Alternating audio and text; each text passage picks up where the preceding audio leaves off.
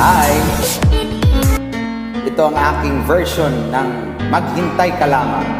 Para sa lahat ng manginginom na Pinoy, isang red horse para sa inyo, Apet TV. Sana mag-subscribe kayo sa aking channel.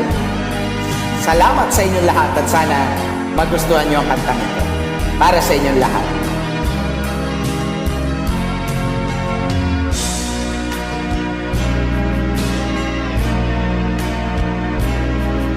Para bang ngayon ang panahon na tayo'y uminom, daming problema at iniisip, kalimutan mo na yon.